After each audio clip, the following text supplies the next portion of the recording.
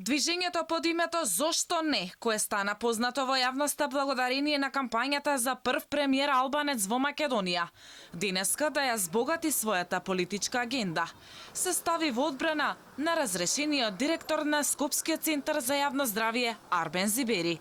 Одржаа протест пред седиштето на СДСМ, од каде го изразија незадоволството од политиките на екс-премиерот Зоран Заев. Господине Заев, кажете ни само една причина за разрешување на доктор Зибери.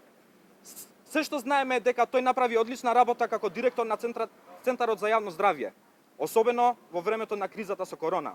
И овој пат, младите албанци не ја пропуштија можноста да ја спровнат тезата, дека албанците се уште биле граѓани од втор ред. Упатија и критики кон Заев дека цели, на како што велат, ефтини македонски гласови. Меѓу другото не заборавија и да го потсетат како станал премиер пред 3 години. Во 2016 година многу албанци гласија за СДСМ, затоа што ветивне еднаквост, ветивте општество за сите.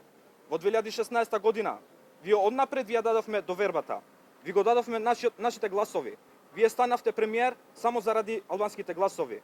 На тема разрешување на Зибери, денеска се произнесоа и од ДУИ. Од партијата велат доколку Facebook статусот на Зибери бил дискутабилен, тогаш половина од министрите на СДСМ одамна требало да бидат разрешени. Ако дискутабилната изјава на Facebook е причина за неговото разрешување, тогаш половина од министрите на СДСМ, вклучително и поранешниот премиер Заев, требаше да се повлечат од своите позиции неколку пати до сега.